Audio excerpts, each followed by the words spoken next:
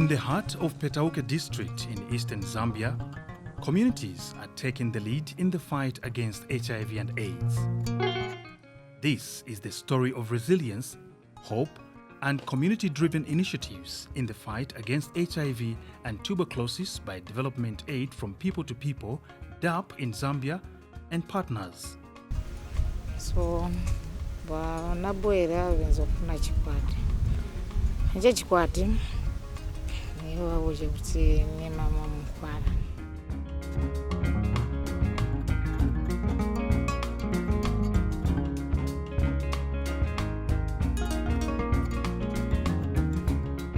Stigma is still posing challenges in the fight against HIV. Afraid of what people would say and losing her new marriage, Lauzi Zulu, a resident of Mumbi village in Petauke, decided to keep her status a secret from her husband. So time nzi enzoba ujako bantu ta mama so bebe benzo bisimikishirani nikuti ani karibu uviona hapo. Para tankala nachoka hapo naenda kumaliro. So bali jenzo sakira mwandi bagi ngapeza muri mkwala wa karibu mwagairi nami ni abo mukama. Soromba ya mankwala. Ni bantu benzoni uzapo. Kuti uyu muntu wa mama mankwala but ni makana. So simungwala uyu. Sitabwe abwere rero nachikwatishiza chita chizaonongeka rero. Seti ngofuma para tafuma kumaliro uko tingopeza msunamo uli mng'anda umo. So ula msunamo uli mng'anda. So konshati mpamweyo mpezekana mkwala uyu mwanzokana kuti mkumwalini bantu benzoni uja kuti mkuma. So yapezeka bwanji kuti mwe muyamba kuomane. Icho chenenzo yopa chakuti vamuna ni vamasiyana mtima ayi. Vamasiyana mtima baby wawauja hapa na chikwati sembe chinaunongekera tupaja pape kuti mwakondana kale na chikwati chachita chani chaonongeka. Maganizo enza nabwerapo nikufana kuti visire vikwati yevenaini. Kairi senza naniuza kuti alipata akumama ARV. Naenda ku kliniki kuri va DAPP kapena kuri va counseling va pima va VCT kuri va magi pena naenda kula naenda wafotokozera pena peseka na vivi kunyumba na waza to mkazi wange nzonibisa kuti sakumama kwa mama ngwala na yapeza. So ine naganiza kuti vikwati vishite chani visiri. So vananuza ati mbwerere nene kuseni mukabwere na veve madamu wanu. Ninatenga madamu naenda na veve ku ofisi yao vaja amagi vanatishita counseling kuti limbikisa yeve na ine. Since 2006, DAPP Zambia, through the Total Control of the HIV and TB Epidemics TCE project, has reached over 2.4 million people with HIV testing, treatment and care interventions. The project is working in all health facilities in southern, Lusaka, western and eastern provinces of Zambia with funding from the United States Center for Disease Control and Prevention CDC. Just like in all DAPP health projects, the TCE emphasizes putting people first in supporting Zambia's Ministry of Health efforts towards HIV and TB epidemic control by 2030. Total control epidemic is important all over because all people in Zambia and all over the world, we have to put people first and we have to secure that people know their HIV status. We need to know that they are virally suppressed. Because, and we are working in 4 provinces of Zambia in over 1,200 health facilities and in all the military camps in Zambia as well. That is with a people-to-people approach where we have field officers and community health workers who are moving around and identifying the people who do not yet know their HIV status, and then getting them tested, and then when they're tested, securing that they get on treatment, and then helping them to maintain and be consistent on the treatment, because that's the only way that people can get virally suppressed.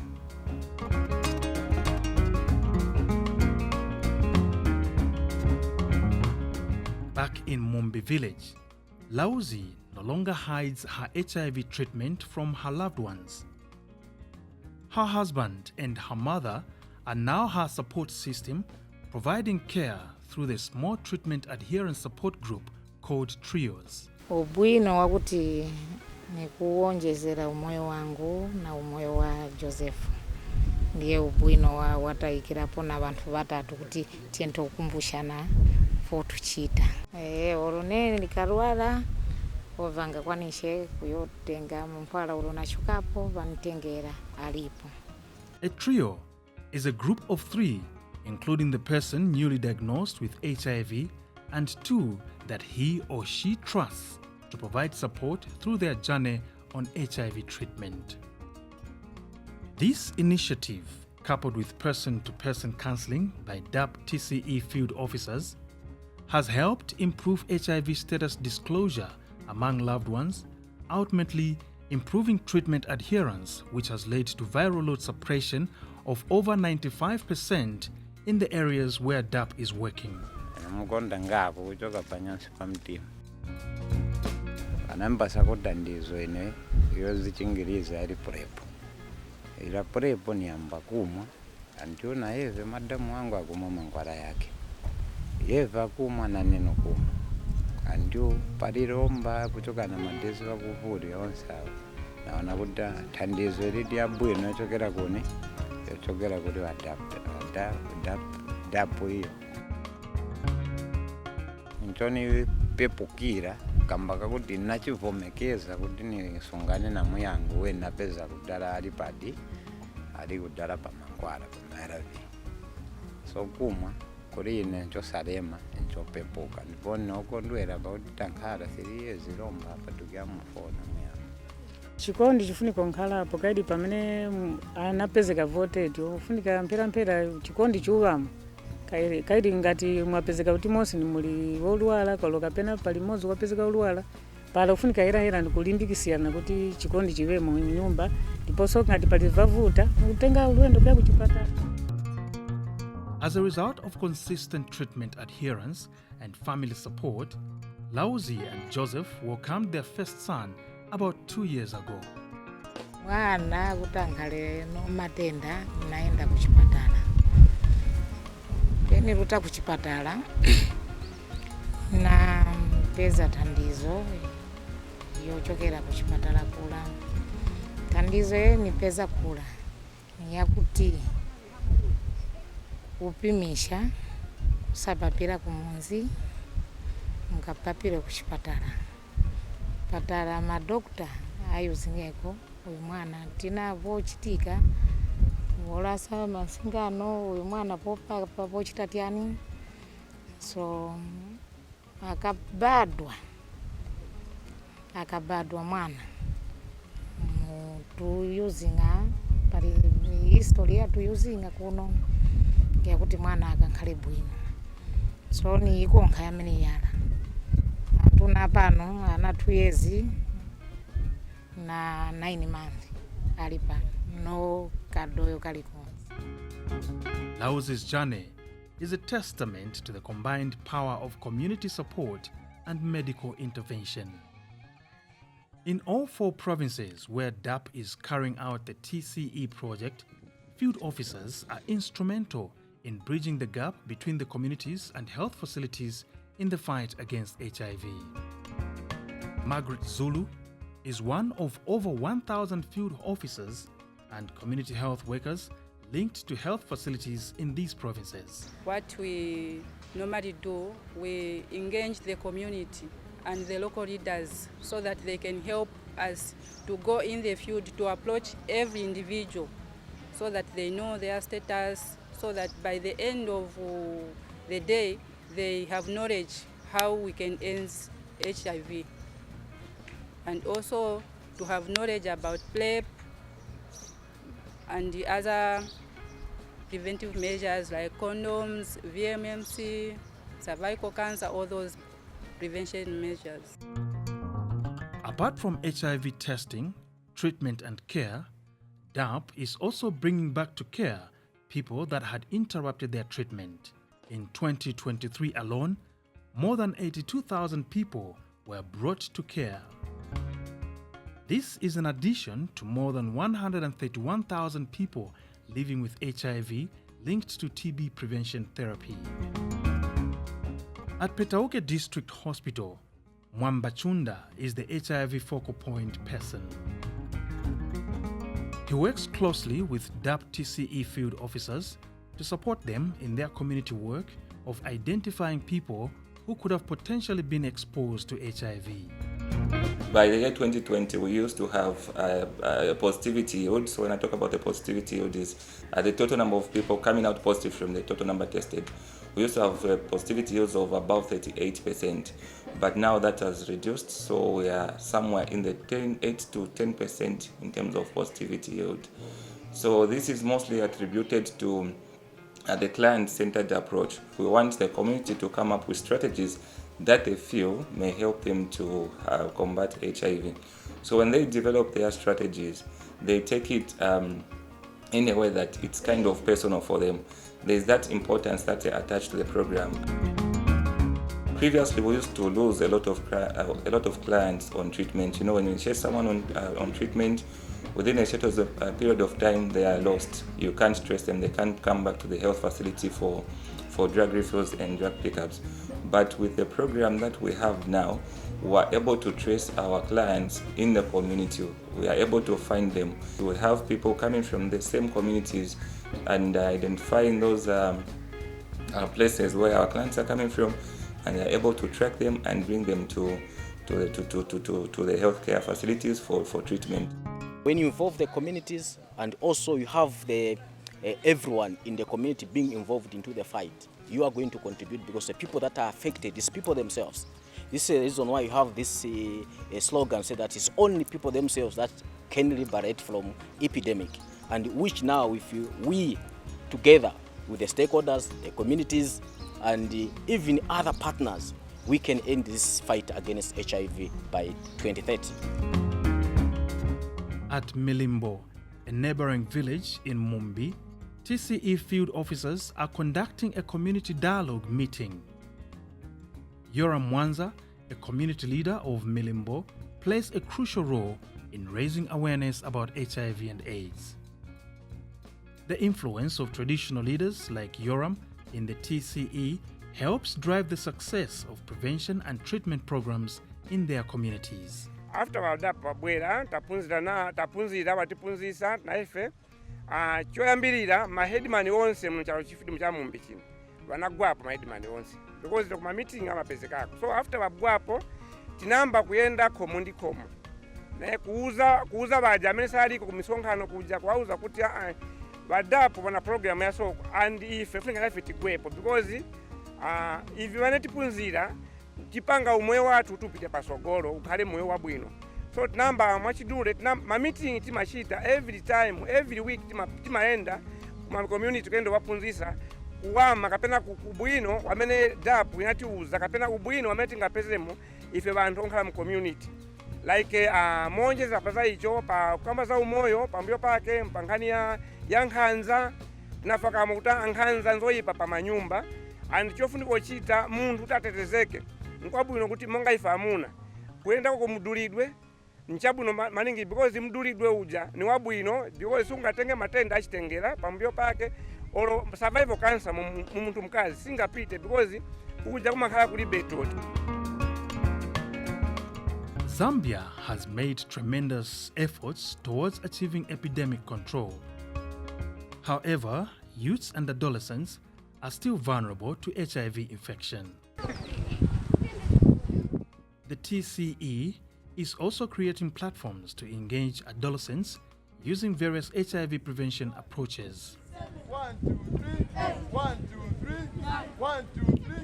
Coaching boys into men uses sports to bring boys together to share positive messages on forming healthy relationships and training them to respect the rights of girls to become champions against gender-based violence. Ku skulu nanzo wandeo nambona kunyatanga kwana kazi kai nazosia kuti ziliye mphamvu nazonyata na kazi kuti nikaona ali pa desk so kuti ne ninkhalepo nazofuna kuti nyatepo mna kazi achokepo ne ninkhalepo so I pewela I group ne peza mutandizo ikulunga kwa ni ushoti ndeo nipa osakonde kunyata na kazi anakazi na wafunikira ulemu enitandisa soti kung'anda nazokana usuka mbale kuti nisuke mbale nasukamba kuti sister wangu alipo asuke so nenze wa mwana uti nazoganisa kuti ningankhaleko naso na makolo yangu oni ushoti wachinja nkhalidwe yako. They also learn about safer sex choices, learning to abstain from forcing themselves on girls without consent, as well as delaying sexual debut. Meanwhile, girls are learning how to be assertive, to say no and mean it, as well as protect themselves against sexual violence. Coaches drawn from the same community are serving as positive role models, training boys and girls to make the right life choices. There's a lot of peer pressure within the friendships that the teenagers make. So through this program of coaching boys into men, we have taught the boys to have respect for women and girls. That in turn will be helping the boys to be responsible and accountable for their own actions. And with that, I'm of the belief that the cases of gender-based violence that are very common, especially in our area, will go down. I think we need to catch them young. Just as the Bembas say, imitikula empanga, meaning it is the small trees that results into a forest. So when we catch them young, I think we can lay a foundation for a prosperous future. Back home, Gift's mother cannot withhold the joy of the change in her son's life. Wachita improve na kudapo wane kuvewela nevu bakuti wachako na bola nikaswiri chikaidwe cha ule mchabwino chokontrole sasema kolo otherwise kuti sidapo inenze pressure enzo kwanisha akaenda ku business kula na brother wake kai kumalonda ya mafritas zitolepo ndalama ula mfana wake akambe kuti amami tatolapo ndama tagulira koma sweet yeva wakufana no enzo kana koma palomba awe Mungu akusogolere ina anti even my sisters wake my older sisters wake binzolira na gift enzo embekezani ka mwine nilamulo chimbwa ku bantu kani kapeni mabuku mwine yokamba kuti mwamuna ni mutu awenze mutu enzo napo kuti ali above me ali 18 years or 20 years malingani mnakazi evenzo panga kuti ni mnalume ni mkulu enzo kwanisha kuwakumudisa kwa yanka mwanga funili enzo kwanisha lo mklasi kuchaya wanakazi enzo evyo mtendere ivi napeza ndewe evenzo kekeshera olopake na tiligone so tukumbwati muyake wapunda walira chaya tiala weruza so monga kubana na kazi kutoka hiyo ntao gift my sisters wake ni omuyamikira ivi ni kwanga yende kulikonse awe nazina bemuchinja ukamba tabusa.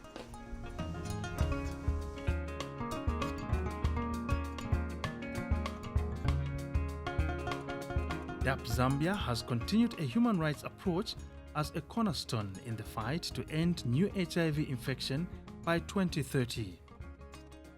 Providing adequate HIV information and services in the community is key for people to make safer health choices and have access to their right to HIV testing, treatment, love, care and support.